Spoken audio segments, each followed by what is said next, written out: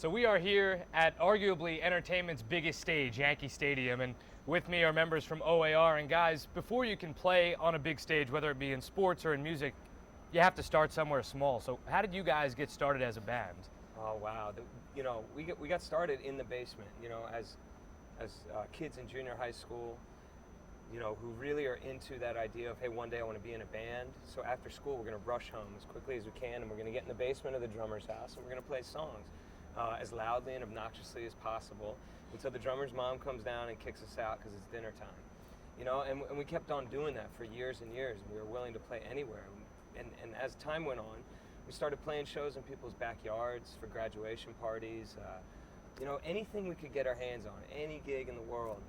And that's really what it takes. I mean, to be able to truly appreciate playing in some of these big places, you have to play in the really small places. So you guys, if you start in junior high and you talk a lot in your music about Rockville, Maryland, and what that means to you as kind of a starting point. So I'll ask you, Benj, Rockville, Sure. What does that mean to you guys as a group, knowing that you started here and you pay such homage to it? I think Rockville to us is that place that makes everything make sense.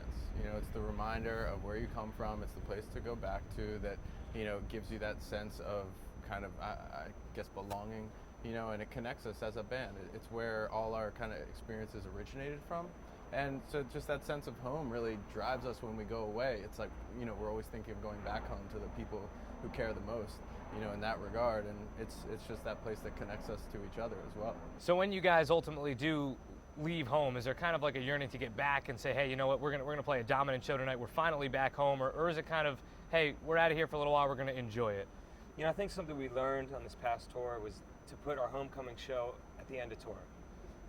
Rather than opening up your tour with it, it kind of makes it more exciting, because when you leave your house the first time to get out there in the buses, the hotels, all that stuff, it's extremely fun. You're extremely excited and amped up to do it. It's like these baseball players, I imagine the first couple weeks of the season getting on the road is exciting. It's like a reminder of why you do this. But a few months later, everything gets a little heavier, nights become a little longer, and you really want to get back.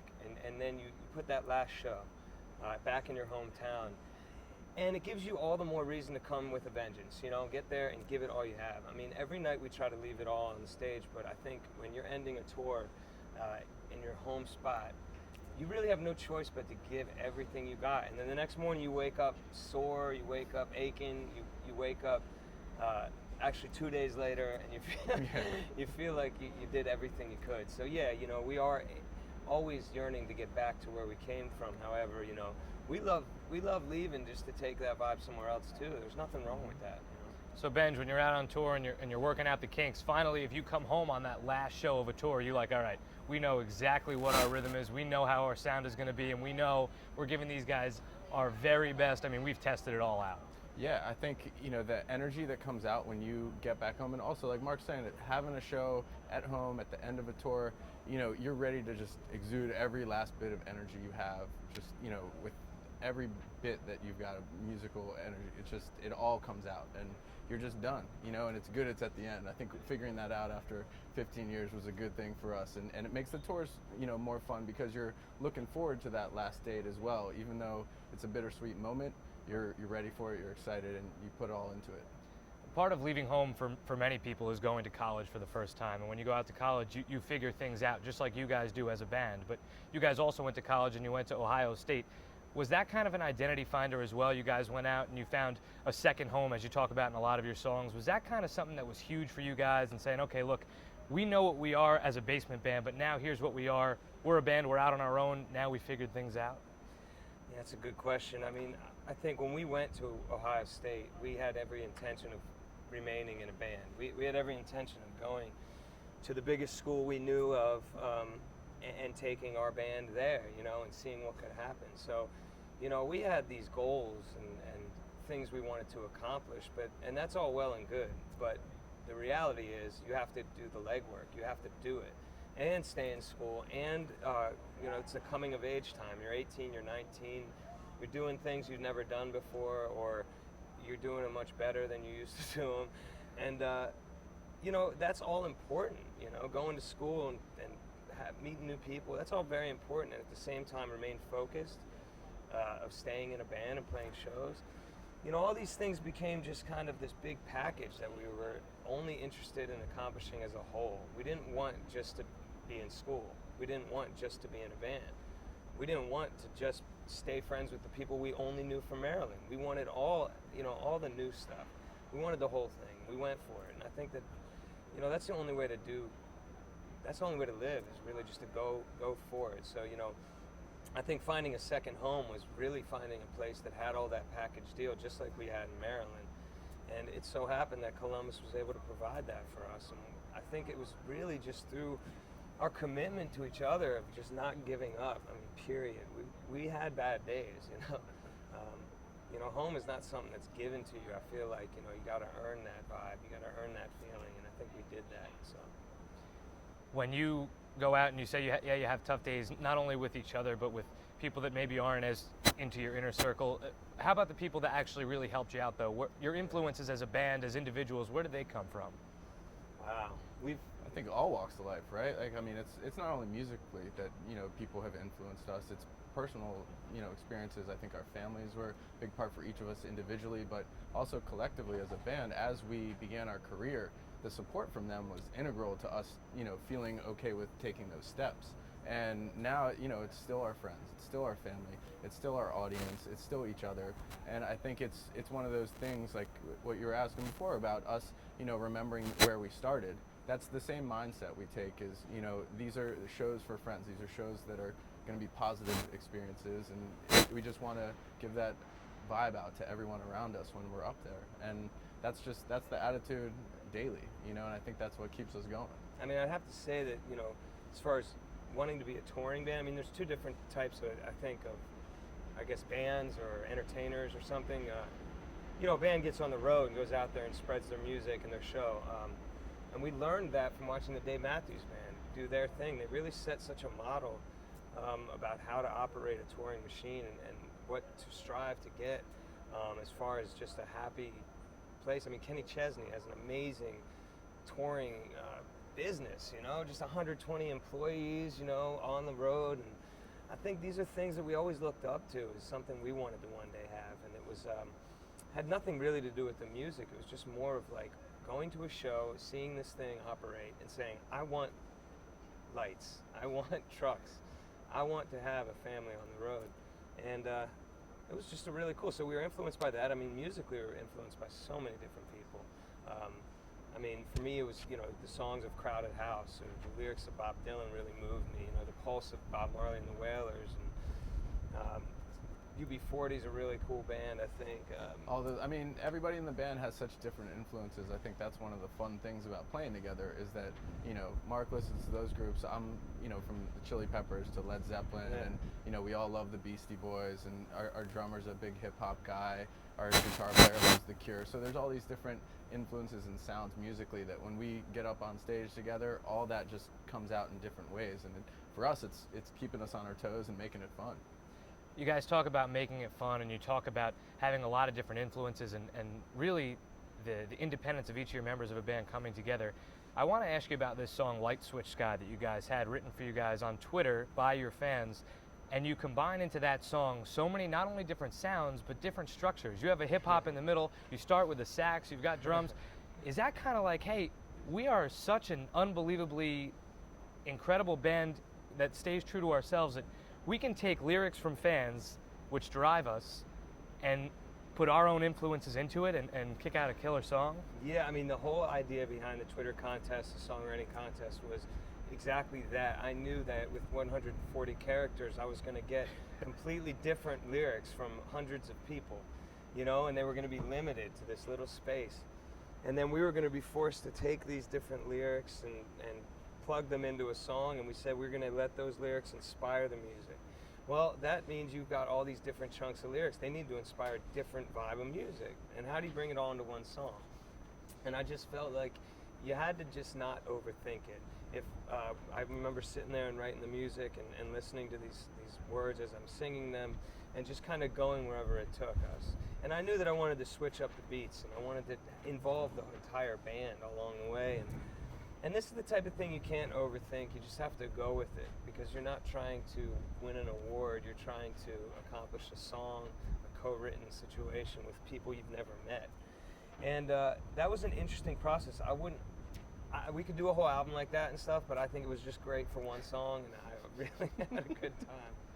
To be able to pull something like that off, you have to be very easygoing, and Yeah. it's very clear that a lot of you guys are. Has it always been that way, or I mean, what's your secret as a whole? I think our friendship is the backbone of kind of everything, but I think, you know, there's all these different things along the lines of, you know, the time frame of as we've grown as a band. You know, we've gone from teenagers to well, most of the guys are adults, not me necessarily, but you know, all these things have changed in our lives, and I think growing together and keeping the bond between each other has been a big part of that. And also, you know, seeking to grow musically has been a big, you know, issue for us, that we want to always strive to, you know, evolve and grow. And sometimes that might not make sense to people who are listening. If you go to our first record and then listen to the one we just released, it's very, you know, there's similarities, but they, you know, sonically are different albums, very much so, in the recording process, the mixing, all of that. And so for us, it's always been, you know, exciting to switch things up and to grow from where we were previously. And I think that as well has kept us going, is that we want to keep, you know, evolving ourselves.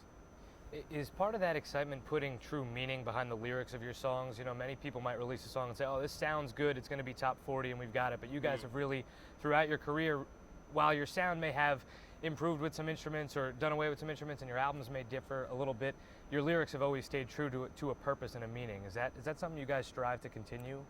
I appreciate that. I think that there's two halves of that. One being, you know, intentionally sitting there and saying, I want to, you know, have a song that maybe makes me feel better, you know. You look at a positive song, quote unquote, and you think that I'm living this life that I'm always just really positive and happy. And a lot of those things come from hardships, you know, when you have a hard time or a rough patch or something that upsets you, makes you sad. I think what I really want to do is discuss that topic, but by the end of the song, just like I want to end up in every sad situation happy at the end of it, you know. It reminds me of, you know, when a family has a death of the family or something, you know, they all get together, and by the end of that party, everyone's smiling and laughing and telling stories. And that's what I think a song is that by the end of it, I want to feel good. And that resonates, and it's current through all our songs, because quite honestly, I feel like I have an opportunity to write something and make people feel good. And even though we all go through bad things, at the end of the day, you come to a concert to feel better leaving than when you showed up. And I would be remiss in my duties as a songwriter to make people feel like crap all the time. I'd rather make them feel good. And it's really a lot of therapeutic stuff for myself, you know. I write songs to get it out and get it on paper, but by the end of it, I want to feel like I've accomplished something. And this band, for us, we want to feel like when we're done, that we've accomplished something. Even on the smallest scale of making our lives a little more positive and you know, winning every battle. So Marc and Benj, obviously very true to themselves, true to their mission, and very unique. And we're going to meet a guy in a second, a member of the New York Yankees, who is unique as well, in Nick Swisher.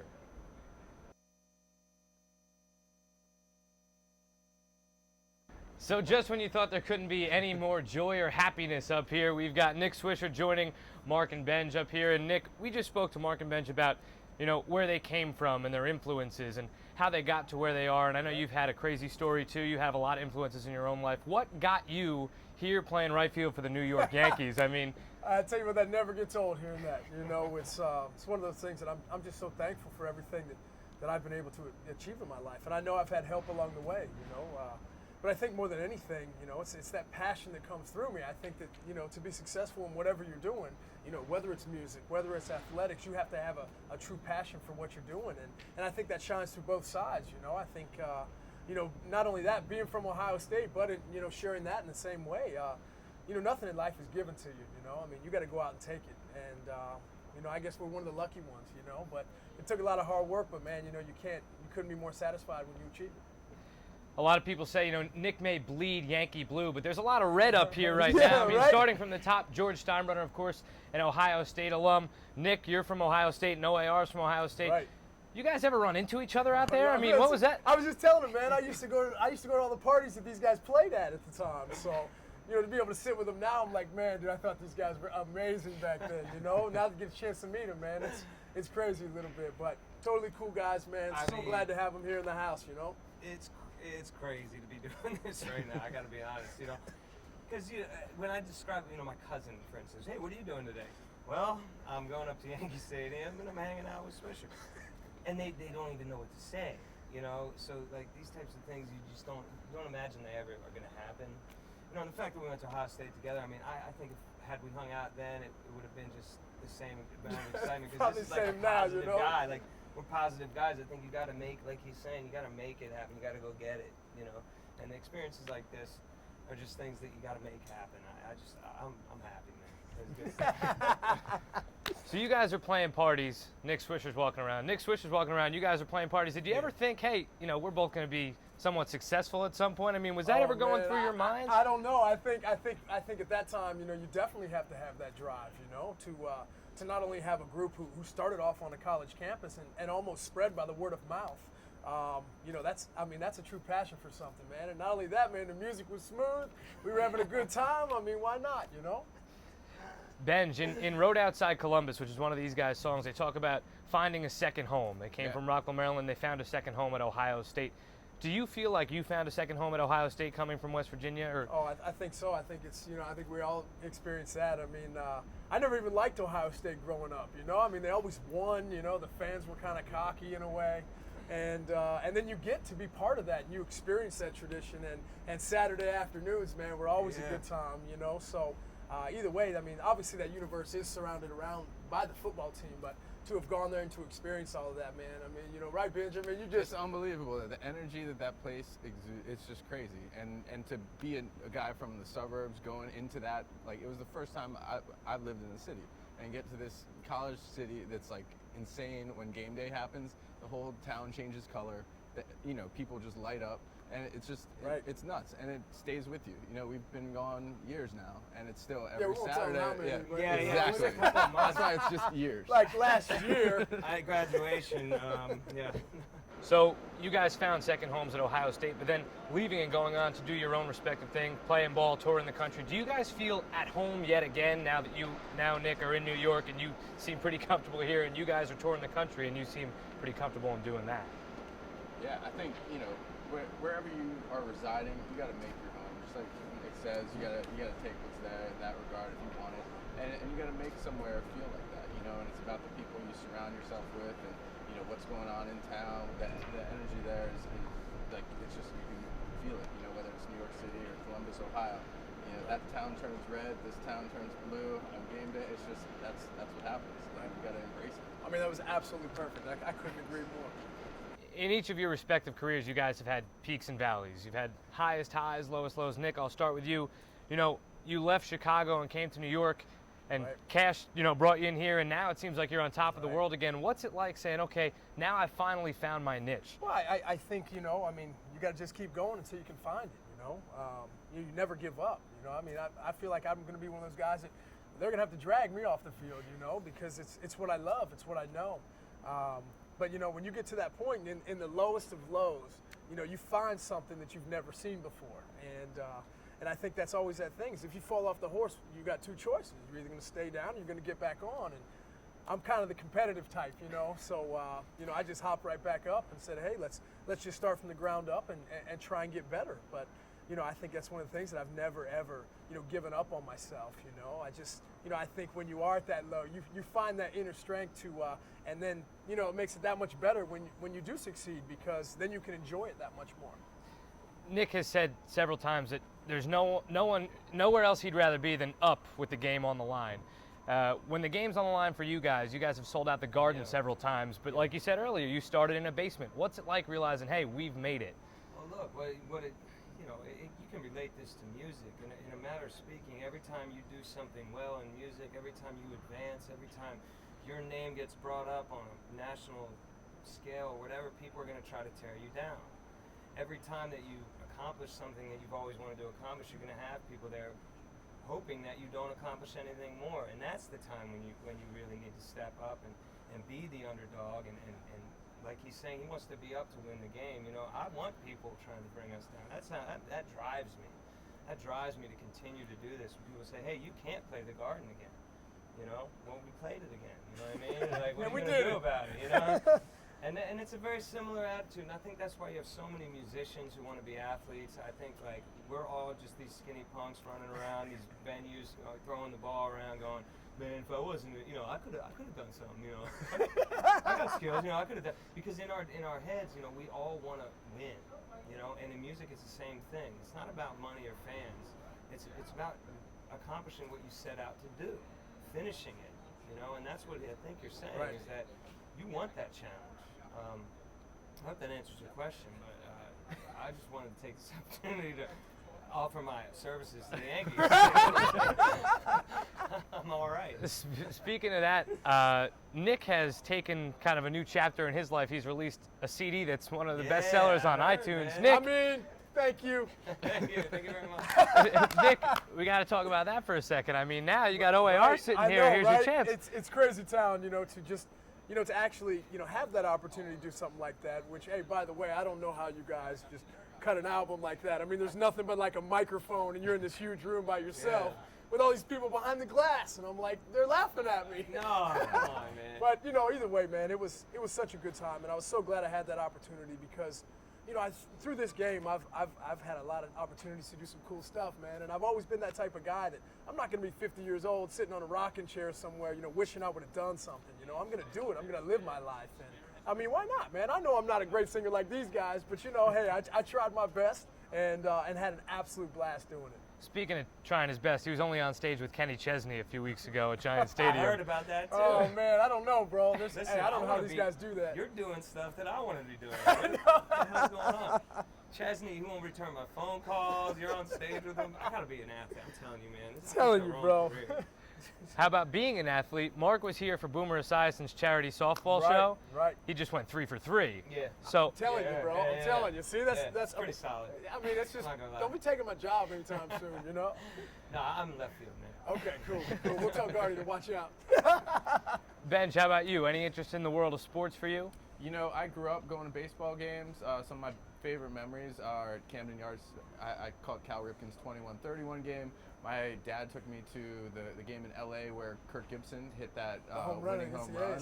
Yeah, so I mean, I've caught some really special moments. I mean, I love the sport. It's a national pastime. How can you not? Right. It's incredible how we can relate to totally different walks of life together, how you guys have tried, what you guys are going through. And on that note, and on a more serious note, you guys in your careers have an outstanding opportunity every time you step on the field or you step on stage to commemorate somebody that you've loved and lost. And Nick, for you, it's your grandmother. You look up at her before every pitch. And can you kind of just take me through what it's like, A, why you do that, and B, what it's like to be able to do that? Well, I think everyone kind of has their own story, and this is mine. I mean, my grandmother, that was the first person in my life that I'd ever had to deal with something like that. And it just so happened to happen to my best friend, the person that I wanted in my life the most. And I really struggled with that. I didn't know what to do, from the times I'd call her when things were either going good or going bad, she wasn't there. So my dad told me, he was like, hey, when you play, just give her the best seat in the house. And I thought to myself, what better seat in the house than right on top of the Megatron in center field? So, that's where I sit her, and I picture her sitting there with my grandfather, and he's probably talking about something, and she's feeding him fireballs so he won't talk anymore. Just try and bring back that memory because, that's what I felt like I was most a kid, and this is what I love to do, man, and I feel like I'm a kid out there every day. But yeah, that's definitely my story on how I dealt with that. And you guys, and whoever wants to, or you can both touch on it, about Mr. Brown, a big song for you guys, and when you play it live, you commemorate it to your friend Michael, and you announce that to the crowd. What is that like to be able to do that, and where did that start? Well, when we were teenagers, we had two friends of ours, Phil Bricken and Mike Caputo, who, and Mike, by the way, was a huge Yankees fan, But one day they were tragically killed they were hit by a train. They were out with two other of our friends, rafting, and then after the day was over, it ended up that they lost their lives. And Mike was always, we would play in people's backyards, and we would be on their deck, and there'd be no one there, and no one really cared that we were playing or anything. And Mike would come, and he'd get right in front of us, and he'd jump around and dance. I mean, and this would bring life to to what we were doing. You know, when no one's paying attention to you at something, and you have one person who's jumping around because he loves the music. I mean, we weren't successful at the time. We weren't doing nothing. And his favorite song was about Mr. Brown, and we used to play it just for him, you know. And then when he passed away, we decided that every single time we play this song, I'm going to make sure I recommend that, or that I mention his name. Because I honestly believe that in a situation like a concert or a ball game, you know, there's so much pent-up energy in that area that if you can just bring that love and that For that 1 second. just for that 1 second, you know, I think it can make you feel better, and hopefully they can hear you, you know. So we do it, and we do it for years. And sometimes when I forget to do it for a while, you know, you start to have that feeling like, you know, I need to bring that back into our show because it's missing something without them. So, you know, when you lose somebody, it's important to keep them with you, you know, in whatever way you can do that. For us over the years, everyone we've lost, we bring them into our music because I don't know, it's a way that their name can live on. And that's really all we can do is just keep them going, Right. you know? In one of your new songs, Taking on the World Today, Benj, one of the lines is slow down the pace, life is amazing. Is that kind of your whole band's mantra on life itself? I mean, does that summarize what O.A.R. is all about? Yeah, I mean, right now, look what we're getting to do. Sitting there hanging out with a New York Yankee. I mean, this is amazing. Every bit of this for us is special. Every moment. You know, we have a quote we say before shows. Every night is Madison Square Garden. We put every bit of energy into our shows, no matter where it is. We recognize that we're lucky to have each moment. You know, and that's just how we take it. That's how, you know, we live this. You know, that's really the reality. Nick, I mean, that's just perfect, man. It's so crazy to, you know, have seen these guys before, but to get to hang out with them now and to see so many of the same thought processes, you know. Yeah. But yeah, I mean, that's what it's all about. I mean, you get one shot at this, you know, and then you know, all that's going to be remembered is, you know, what did you do? But I think for all of us, man, we're enjoying the moment we're in right now, and I think that's the best thing that could ever happen, man, because you don't want it to fly by. And there's nothing wrong with that, you know, not at all. so Marc and Benj, you guys just released a new album that you guys are very excited about, new label, kind of a new sound. Tell us about it. Yeah, the album we just released in August is called King. And what began as a record that we intended to record in a month. We thought we'd finished it. We thought we'd lived what we needed to live to explain what we were currently going through. Turned into a year and a half of writing, arranging, and pre-producing this album through really, you know, a lot of personal highs and lows. A lot of things went down over the course of a year, and we put it all into this album. I mean, it's got every type of sound that we've basically ventured on in the last 10 years into this 16 tracks. And I think that it's something that just really takes the listener from where we began with these reggae vibes and these island sounds to where we're headed next as far as just kind of programming. And we wanted to bring all we had into this album, you know, and with no apologies. And that's the number one thing in music, is the second you start apologizing for what you do, you're really not doing art. You know, you're not expressing yourself properly. And this is what this album is all about. It's about being ourselves and putting it out there for the world to see. And we just hope we can get it out to more and more people, and hopefully that some folks will relate to what these songs are about, because they're about the ups and downs of a year and a half in the life of a person who's really, you know, going through some stuff and coming out on top and being willing to, you know, I think when you're really down, that's when you need to shine. You know, when things aren't going great, that's when you need to shine and make it happen. And that's what this album's all about. It's called King for a reason. It's because, you know, like you said, you have one shot at this life. You know, you gotta own it. You gotta be the king or the queen of your own life. You know, that's what this thing's about. Is there something to be said about being humble in a world filled with success like you guys have experienced? I mean, I think you have to be in a way, you know, because you're one of the lucky guys that got a chance to make it there. You know, sometimes timing is everything, and I think maybe in both worlds, you know, the timing of when the music hit, or, you know, who was hot at the time in the minor leagues and needed to come up to the big leagues.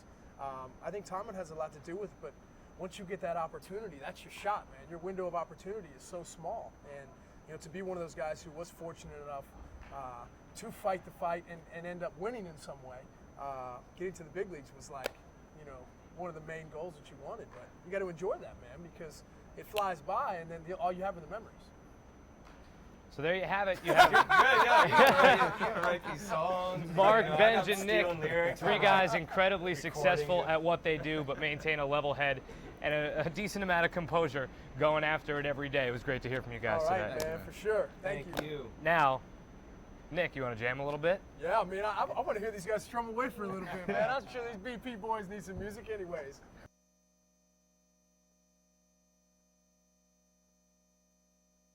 All right, so we're gonna mess a little bit. You want? Yeah, let's just jam out, bro. I'm just gonna sit here and pretend like I'm part of the band, right? All right, I got you.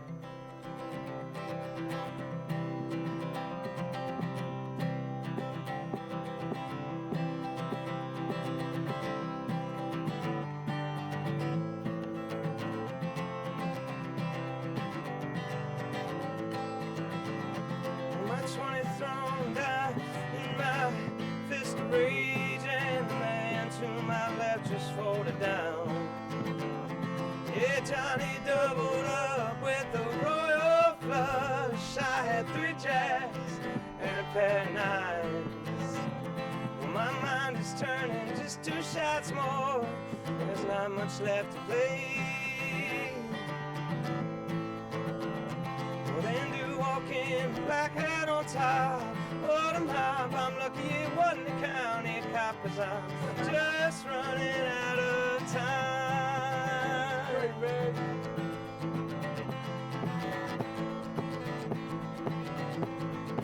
Was up for game 2, about to do my wallet skin thin, and I just lost my watch last night. Well, I got a problem, just one answer, gotta throw it all down and kiss that goodbye. Yeah. Here we go, Nick. That was a crazy game of poker. I lost it all. But someday I'll be back again, and I never to fall, never to fall. Yeah, man, you gotta sing, man. Here we go. Who's up for game 3? I can barely see the bourbon drowning next to me, and I just lost it all. Well, there's a man sitting next to me, red with smiling eyes. It's funny, I don't have no money tonight. Oh no.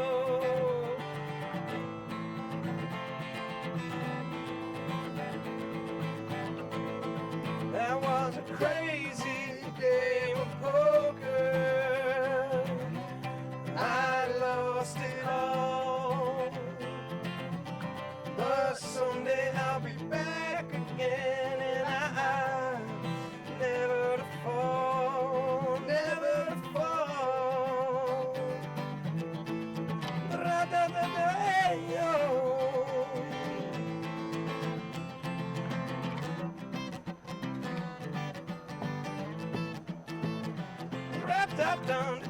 I said, nothing about that. You say no splat. Oh, my baby, come back. That you say out the front, never out the back. You know that I walked into this bar yesterday. I had something to do, something to say. Johnny walking in right behind me, and I couldn't turn around. Oh, no. Till I heard that sound of the feet falling on the ground. Look over my shoulder, man, I saw me a clown. I say, now what you doing out here in Yankee Stadium tonight? So I asked Johnny what you doing tonight.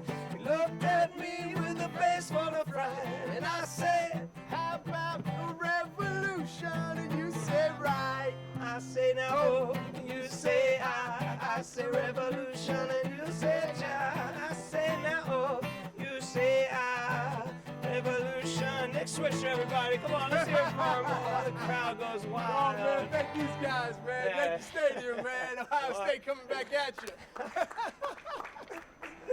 I was ill. This is crazy. Oh, that's awesome. Hey, I'm Marc from O.A.R, and this is our new latest single. It's called Heaven. Hope you like it.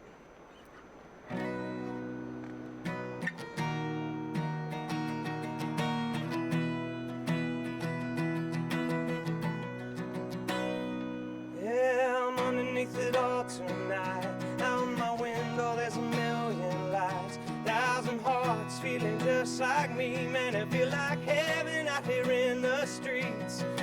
And I know I got a lot to learn. Breaking bottles only left me hurt. Play with fire till I burn myself. Don't you know that love will take us somewhere else? So you take the left, I'll take the right. Under arrest, we're under fire, yeah. Oh, oh, oh, oh, I don't wanna go to heaven if I can't get in. Take the low, I'll take the high. You lock the gate, I did the quiet. You got a problem where I live? I don't wanna go to heaven if I can't get in. Maybe I should take my time and build this life by my own design. No direction and a sin between everything I love and everything I need. So bring it back. All I want is understanding, to live my life the way that I planned it. I wouldn't change a thing, man, it feels like heaven underneath my feet. So you take the left, I'll take the right. Under arrest, we're under fire, yeah. Oh, oh, oh, oh, I don't wanna go to heaven if I can't get in. Take the low, I'll take the high. You lock the gate, I hear the choir. You got a problem with the way I live. I don't wanna go to heaven if I can't get in. So raise them up, raise them up. All I ever wanted was a shot at your love. 'Cause I know and I believe everything we got is everything we need. Oh, love will get you higher. It set my heart on fire. I know it's what you see. Don't wanna go to heaven if they don't want me. If they don't want me, yeah, I got to be me. And I don't wanna go to heaven if I can't get in. Oh, you raise them up, raise them up. Everything you wanted is inside your cup. Drink up, love will get you higher. Oh, I'm not your enemy.